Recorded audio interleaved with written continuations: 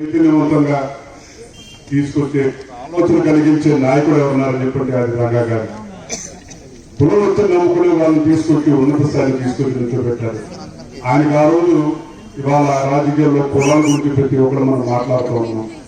ఆ రోజు ఆయన తెలిసిందల్లా ఒకటే, సమస్యలు వచ్చిన వారికి పరిష్కారం ఎలా చెయ్యాలని చెప్పనే ఉంది తప్ప నువ్వు ఏ కులం, నీది ఏ మతం, నీది ఏ ప్రాంతం, నువ్వు ఏ పార్టీ అని చెప్పి కూడా ఏనాడు అడగలేదు. కాబట్టి ఇవాళ ప్రతి ఒక్క పార్టీ వాళ్ళు కూడా మీ గుండెలో పెట్టుకుని చూసుకుంటా ఉన్నారు.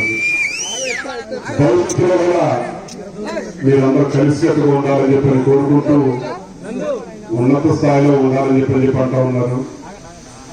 ఏ పదవి, ఏ హోదా, మరి ఇంత అభిమానం నాకే తెలియదు. కానీ రంగా గారు అబ్బాయి కింద ఈ దిగుతాలుగా ప్రాంతంలో మీరు చూసే అభిమానం మాత్రం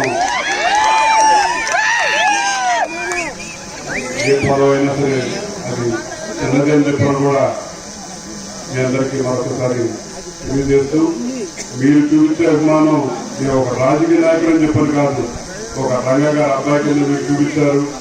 దానికి ఒక బాధ్యత కింద తీసుకుంటామని చెప్పని కూడా మీ అందరికీ మరొకసారి తెలియజేసుకుంటూ, పెద్దరామ గారి గురించి ఇందాక గాంధీ గారు మాట్లాడారు.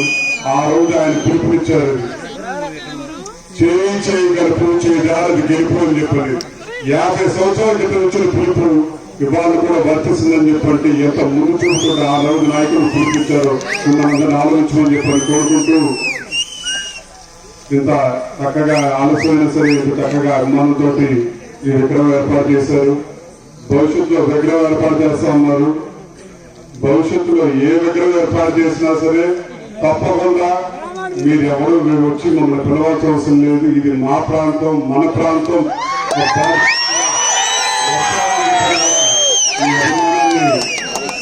బాధ్యత తీసుకుని మేము తప్పకుండా వస్తామని చెప్పని, రంగా గారి పేరు మీద, రంగా గారి మీద అభిమానం ఎవరైతే చూపిస్తారో మీరు వాళ్ళందరూ కూడా ఎల్లప్పుడూ ఏ పార్టీ మీరు ఎక్కడున్నా సరే వాళ్ళ మీద వాళ్ళు గౌరవించాలని చెప్పిన కూడా మిమ్మల్ని అందరినీ కోరుకుంటూ, నాకు అవకాశం ఇచ్చిన నా ప్రజలందరికీ మరొకసారి ధన్యవాదాలు తెలియజేస్తూ, మా కుటుంబానికి నిన్నటువంటి యాసం చిట్టిబాబు గారికి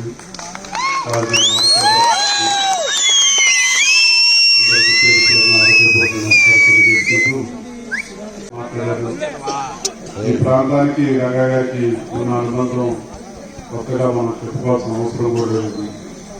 ఎప్పుడు అవసరం వచ్చినా సరే ఈ ప్రాంతం వారికి మాకు రంగా గారు ఉన్నారని చెప్పి ఒక భరోసా కల్పించారు. ఇలాంటి ఒక గొప్ప నాయకత్వం ఉన్న మహానాయకుడు మోహన్ గారు.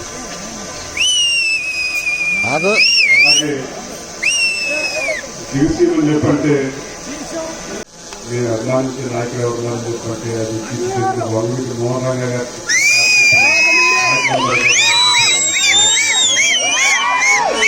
ఒక నాయకుడు చనిపోతే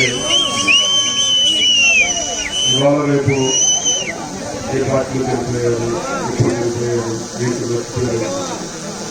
కానీ ప్రజల కోసం పోరాడారు కాబట్టి 3.5 దశాబ్దాల తర్వాత కూడా గుండెల్లో పెట్టుకుని చూసుకుంటున్నారని చెప్పంటే ఆ కీర్తి ఘనత ఒక మంగళటి మోహన్ రంగా గారికి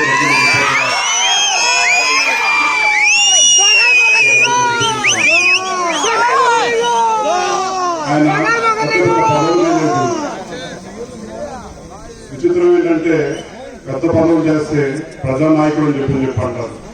కానీ ప్రజల కోసం పోరాటం చేస్తే ఒక కులాన్ని ఆక్షేపిస్తారు.